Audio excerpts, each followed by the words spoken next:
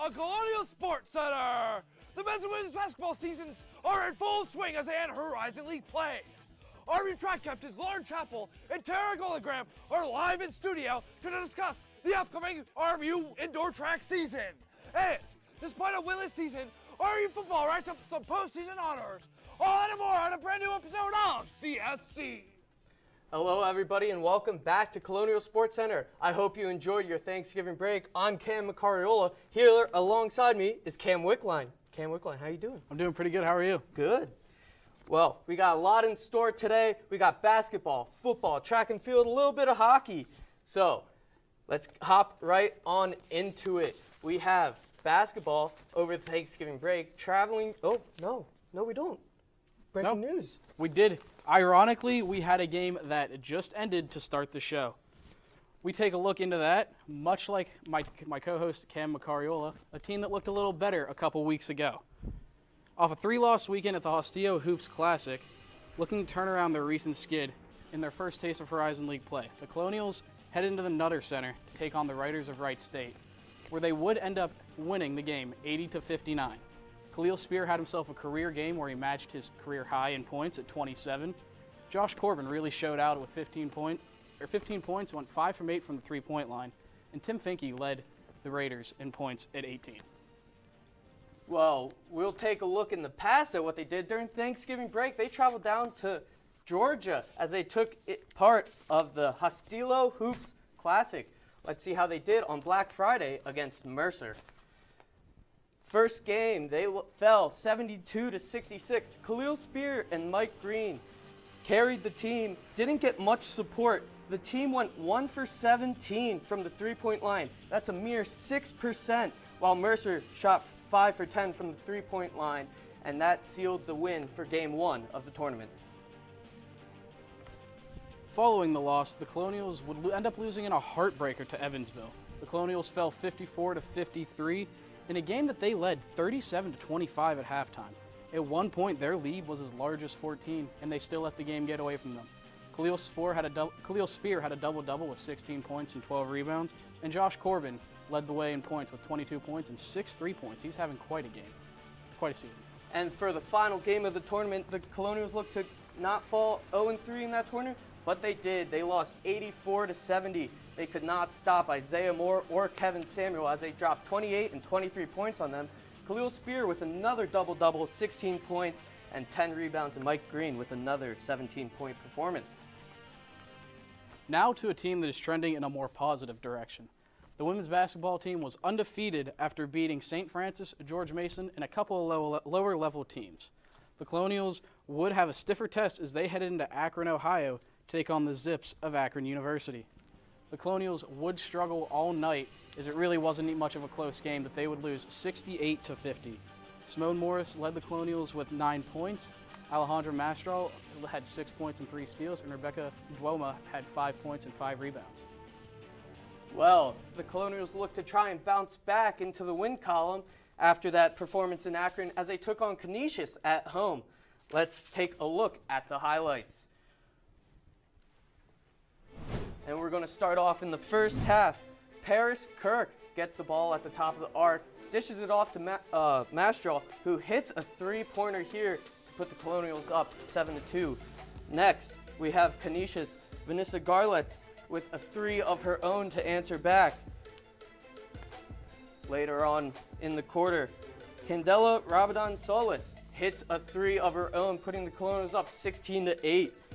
And then we have Canisius coming in here. Aaliyah Perez with the finger roll, laying it in there. And to end the second quarter, going into halftime, Mackenzie Amelia, deep three, buzzer beater, bang. Just like that, Colonials take a 13-point lead into the half. Look at that. Again, a deep three at the buzzer. Great play from Mackenzie Amelia. Next, Brooklyn Thrash for Canisius is trying to thrash that lead in half for the Golden Griffins. Next, Amelia finds Phoenix Gideon, who lays it in, put the Colonials back up. Canisius made a comeback, this puts it to 41-point score. Then Colonials Going down the court, Mastraw with the layup seals the deal for the Colonials, 62-52, and giving the gift to Coach Charlie Baskiglia on his birthday. Let's take a listen what he had to say alongside Danny. Well, we got a young team, and so we got to grow up fast here to go out there and compete against different programs that play differently, and that's part of that experience thing that we're trying to take from a game like today. You know, as we controlled most of the game as far as being ahead, but we did not continue to do certain things that were important for us. We only had one day to prepare for Canisius, and scouting them, we knew that their post players wall very thin, so using that to our ability to go up and under and to easily move around them really helped us, really helped me. Well, that was a great bounce back win for the Colonials. We are going to have a roundtable hosted by Bethany Naughton, talking with our basketball experts Ethan Morrison and Michael Deemer. Bethany, take it away. Thank you, Cam. I'm sitting here with Ethan Morrison and Michael Deemer. How are you both today? Doing well, Bethany. Thanks for having me on. Thank you.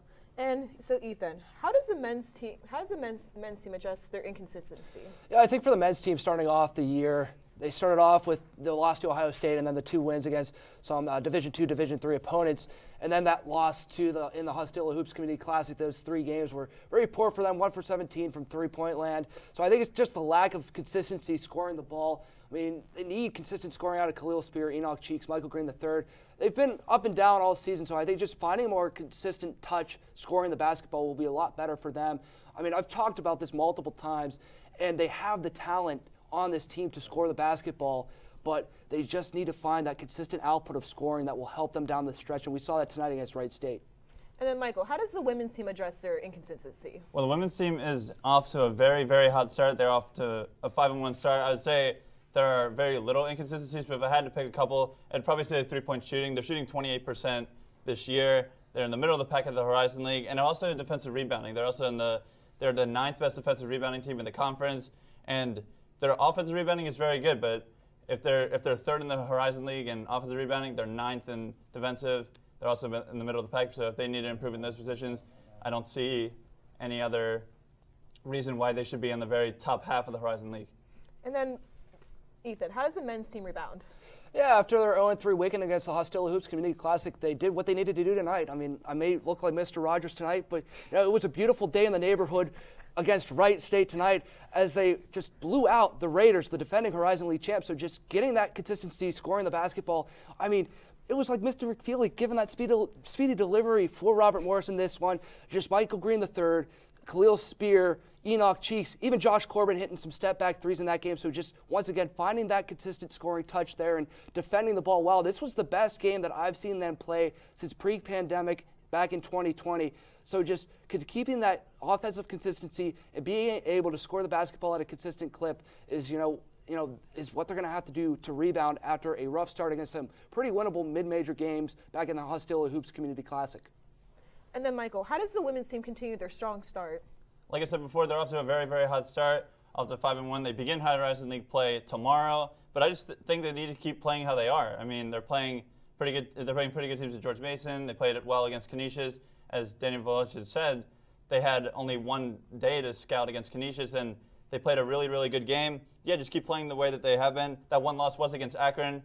That had one bad quarter. I think they went 3 for 17 in that quarter. So if they just had those shots to fall, they lost by 18. If some of them actually did go in, they would have been in the game at the very end. So starting conference play tomorrow, they just need to keep playing how they are. Thank you so much, both of you, for being here. And when we come back, Cam and Cam will talk about the 2022 football season. Stay tuned on Colonial Sports Center.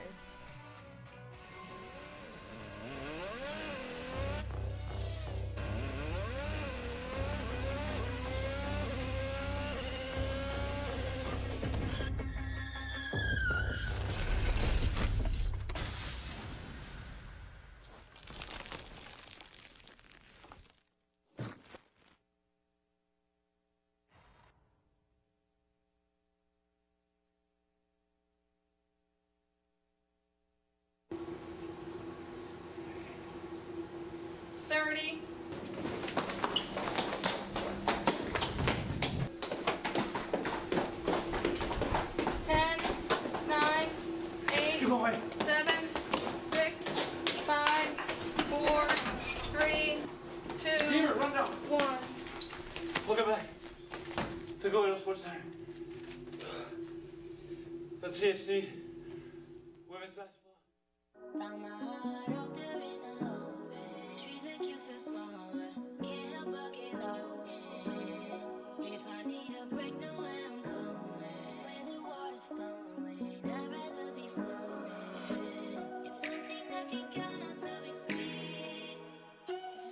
Feel the beat of nature at a park or forest near you. Find a forest and music inspired by nature at discovertheforest.org. Welcome back to Colonial Sports Center. Up next, the football team's struggles have been well documented all season, but they had a chance to end their season on a positive note. On the verge of having the worst season in program history, the Colonials had one chance to get a win against Bryant on Senior Day. Let's see how they did, and let's head to the Joe. We kick things off early in the second quarter as both teams are scoreless. Bryant is in the red zone as quarterback Zach Ekus fakes the handoff, surveys the field, and goes back corner in the end zone and connects with wide receiver Landon Ruggieri for the touchdown. That makes the score 7-0, and then you'll see him let the defender know he can't guard him. A lot of air attack this game.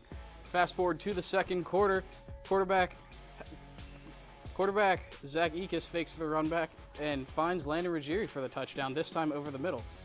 RMU's best part of their team has been their pass defense. Bryant clearly wasn't scared. Now early in the second half, Bryant with the ball around midfield.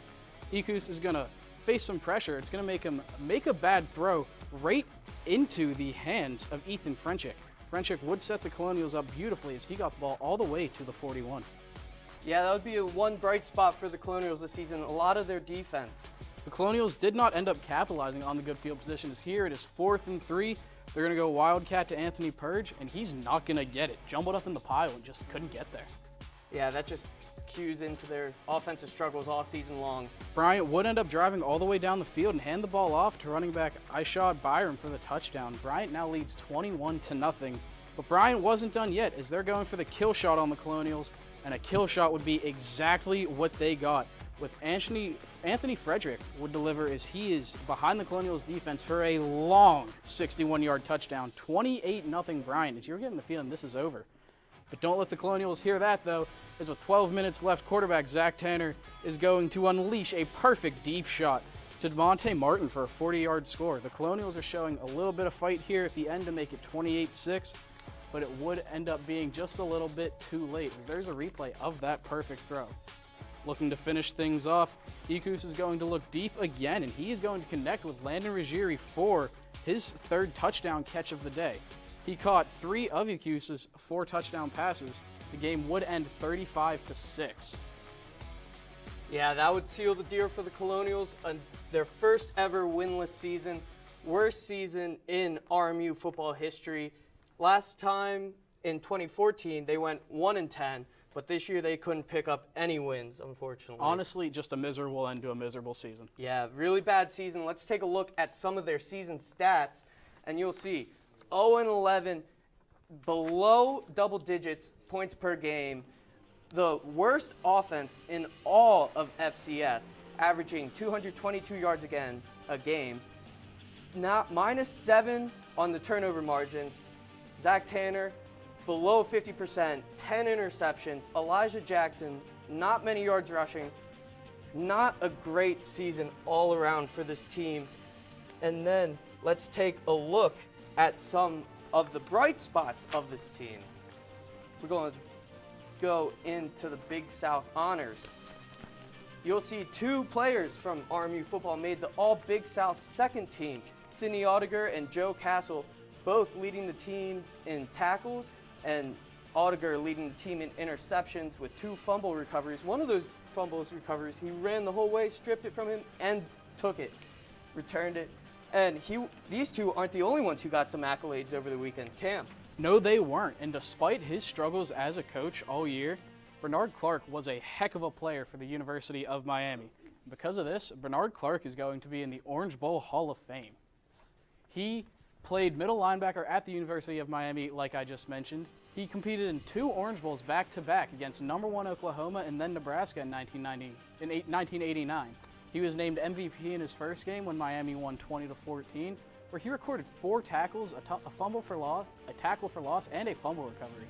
In his second game, Miami won 23-3, and I'd say that's Hall of Fame worthy if you ask me. Yeah, it'd be really interesting to see if he can bounce back next year, and I would say he's on the hot seat. So hopefully next year he can bounce back and try and rebuild this program into a winning program.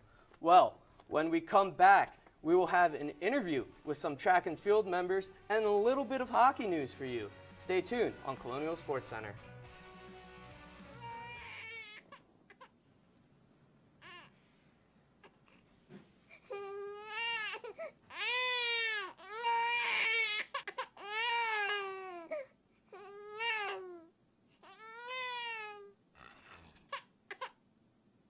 If you love them enough to suck the snot out of their nose at 4 a.m., then surely you'll check nhtsa.gov/the right seat to make sure they're in the right car seat. Today, we face an unprecedented crisis. Tens of millions of refugees have been forced from their homes. But you can make a difference. Turn disruption and despair to hope and opportunity. Even small amounts make a big difference. Provide shelter, support, or jobs in your community. The more we understand, the greater sense of belonging we create. Act now. Visit supportcrisisrelief.org. I don't want to talk about it.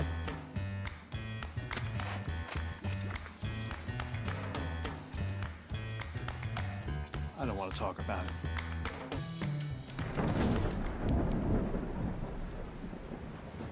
Families don't have to talk about everything, but they should talk about how to plan for an emergency. Get tips and resources to make your family's emergency plan. Welcome back to Colonial Sports Center. Now, we have something very special for you as our own Sam Dutch is sitting down live with two RMU women's track athletes. The ladies start their season tomorrow at Youngstown State. Now, no need to make you guys wait any longer. Sam, take it away. Thanks, Cam. I'm here with Lauren and Tara. Welcome, guys. Thank you for having us. How are you doing today? Good. I'm all right. Good, good. So you're getting ready for your season tomorrow, traveling to Youngstown. How are you feeling and how have you been preparing this off-season? We're both competing in our last seasons here at RMU, so I think we're ready to get our jitters out. We've been preparing a lot this season, so. Yeah, the workouts this year have definitely been harder than any other year. I think it's beneficial, but still a little nervous like always for the first meet. Yeah, what are some of your goals for the meet and for the season? For this meet, just have a strong start, just pick up where I left off, and then I'd say goals for the season, I don't mean to sound like self-centered or anything, but I want to break my own record again and keep it moving from there. I'm looking to PR. I'm looking to do well this season. Finish off strong. What is the record that you broke? I set the indoor long jump record, outdoor long jump record, and I'm a co-record holder on the 4x1. And what are your favorite events that you partake in? I'm a multi, so I do just about everything. So my favorite events in order are hurdles, high jump, javelin, surprisingly. My favorite event is long jump. Being in multi-events, what makes you so versatile and being able to do so many different things? Yeah, I'm not the best at one. I'm pretty good at all, or not all of them, but some of them. I was a competitive gymnast when I was younger, so I had to do a lot of different events and be well-rounded in all of them, so kind of just transferred over to track. Yeah. How have you grown here since you're both seniors, both of you, just during your time here? It's definitely been a huge change. I've seen a lot of change in myself, just from the way I approach sports to the way I approach school and everything. I've definitely grown as a person throughout this is my 5th year here at Robert Morris. In high school, I wasn't really involved in anything. I did Key Club and some Best Buddies, some community service and stuff, and I was in track and cheerleading, but as far as other extracurriculars, I didn't do much. I tried to do my studies, but here I've excelled in my studies specifically. I hold very many leadership positions, some ones very high up in organizations. I'm a dual major. I have a really steady GPA. I've had a bunch of internships. I'm looking at full-time jobs after college. So I think I've seen personal growth specifically with academics while maintaining an athletic career here. That's pretty cool for me. Yeah. Speaking of personal growth, how do you think you helped each other grow? Tara and I were frenemies. Now we're co-captains and we love each other. So we've grown together a lot. Yeah, it's been a good change. We didn't always get along, but I'd say we're pretty solid now. So we were competitors in high school. Yeah. So that doesn't always transfer well to teammates in college, but we made it work. And this year we're looking forward to a good season. Right. What is it like being co-captains and captaining, leading the team that you've been with? I think it's a lot of fun. We each take the lead on different things. So she'll organize community service or whatever, and I'll organize some other stuff, and we just kind of play off of each other's strengths. we pick each other up when we're having bad days for sure, and pick each other's slack up as well. When one person's not good at one thing, the other person steps in and really helps put the other person in a good light and makes them have a positive attitude, which is always good. Yeah. What do you think is the most important thing you've learned maybe from each other? Teamwork. Definitely For me. teamwork, yeah. And whenever you're getting ready for a race, is there anything specific that you do, any routines? My hair has to be a certain way. I have to wear the same socks, which is truly disgusting for a 2-day meet when you put the same socks that have a hole about this big on them back on your feet after the first day. So that's my superstition ritual. I probably eat the same food every morning as well. But My thing is that my headphones have to be in only my left ear while I'm warming up, and Megan Thee Stallion has to be playing. There's nobody else. How can we come support? How can people come watch your events? I think all of them are streamed on some sort of platform, but our home meet, we will be having 2 home meets this year. We just got a brand new track last year, I believe. It'd be really nice to see some people come out and support. We have some stands down there, and there's plenty of standing room, so it'd be really cool to see our teammates come out, or not our teammates, our fellow classmates, sorry, fellow athletes as well, non-athletes, whatever it may be, come down and support us. Yeah, sounds great. Well, thank you guys. We're going to send it back over to Cam. Thank you, Sam, and thank you, Lauren and Tara, for a great interview. Well, along with all the accolades this year, we have some accolades in hockey for the all-time Atlantic Hockey Hall of Honor. Zach Lynch, he played here at RMU from 2012 to 2016, one of 20 former AHA players recognized. Played in 152 games for the Colonials, where he recorded 156 points, 67 goals, 89 assists, and helped RMU win 2015 and 2016 back-to-back AHA regular season champs and won the 2014 AHA tournament. Now, if you guys like that about Zach Lynch, you can find more out about him and anything else you want to know about Colonial Sports on Colonial Sports Network. We have game recaps, feature stories, podcasts, video packages, and more. And don't forget to follow at RMU-CSN on Twitter for all the Colonial social media coverage you could need. Well, when we come back, we're going to get into everybody's favorites, top 5 plays, and our games to watch. Stay tuned on Colonial Sports Center.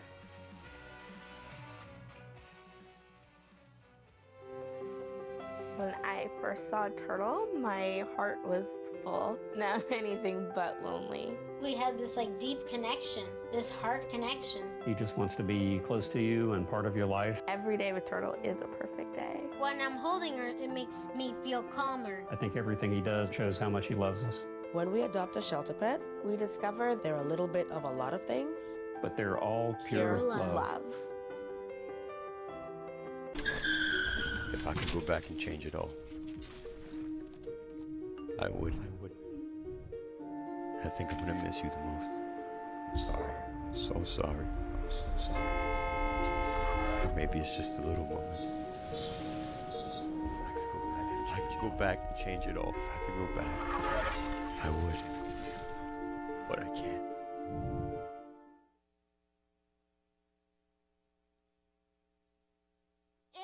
There was an old woman who lived in a shoe. She had so many children, she didn't know what to do.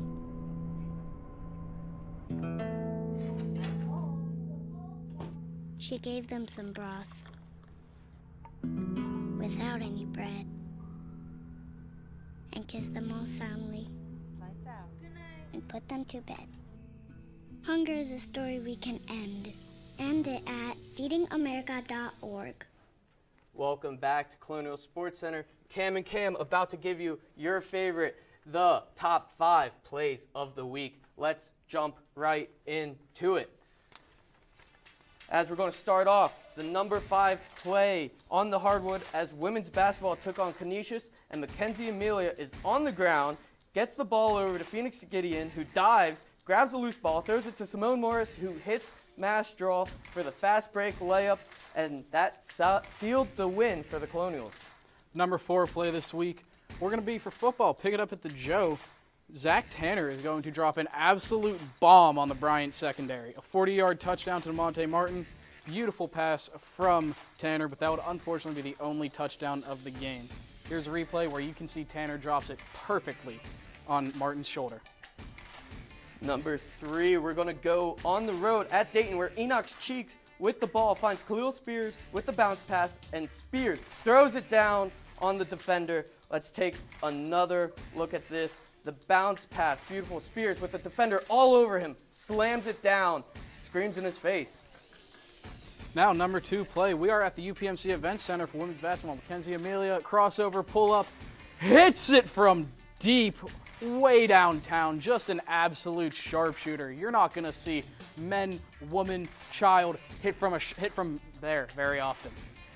And finally, the number 1 play. We're back in Dayton as the Flyers have a fast break, but Enoch Cheeks comes in and rejects it and says, hold on, wait a minute, let's take another look at this. He comes in and he says, get that out of here. He doesn't want none of that.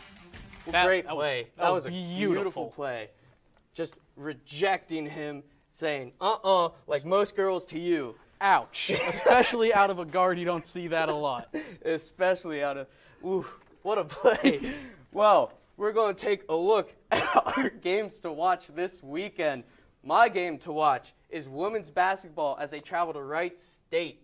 And the basketball team is looking to sweep Wright State over the weekend as the men's team defeated them tonight. So let's have it again tomorrow night. And my players to watch, Danielle Volatich and Bryce Nixon. Bryce Nixon has 11 three-pointers this year. Shut her down from the arc. And Danielle getting 10.2 points per game in the paint. Hard work. Hopefully they can start their conference playoff with a win. Yeah, you mentioned how the men's team just got off to a good start tonight whenever they took down Wright State. So my game to watch is going to have to be the other men's game against the NKU Norse of Northern Kentucky. Enoch Cheeks has been very good this year. He's going to be my player to watch for them. As you just saw, 2 blocks a game out of a guard. That's unheard of, to be honest. He's lethal blocks. Yeah, he's been very good. My player to watch for the North is going to be Marquise Warwick, who scored 21.5 points a game, 2 steals a game. It's going to be a very good game, and if they can get off to a hot start in the Horizon League, watch out. This team could be good. And they just had a dominant performance tonight against Wright State. 80 to 59? 59, I believe. 59. It was a great, dominant performance. The team passing looked phenomenal. Khalil Spear had 24 points. Something like that. Four players had double digits, all-around team effort, great, hard-working win, and hopefully they can carry that throughout the season. The team is known to be a little inconsistent. As you can see, there's the final score from earlier, 80 to 59. If they can stay consistent all year, this team is a threat. Yeah, I know. We were watching it up in the newsroom along with everybody that's part of Century here. One of our editors, Ethan Morrison, said this is the best he's seen them play since COVID. That's saying something. I would agree with that. That was probably the best game they can have played my 3 years here. So hopefully that carries over to NKU and just dominant performance. And speaking of dominant, hopefully the women's basketball team can start off to a dominant start, taking on Wright State, following up, and they also take on Northern Kentucky, following the men right around the state of Ohio. But they've been very good so far to start this season. They've gotten off to a very hot start. Not the best competition, but also they've beaten some good teams too. So they're 5-1. Their 1 loss is on the road. Their 5 wins are at home. Let's see if they can carry that road, defeat the road demons, you know, and just carry some of that home dominance with them. Home dominance. Take it on the road. Pack it up in a bag. Hop on the bus. Go into Ohio and pull out some wins. I'll tell you this, after that football season, it's pretty refreshing to see some of our teams winning some games, I'm not going to lie. Well, thank you for everybody a part of the show. Thank you for the interview, Sam, and we will see you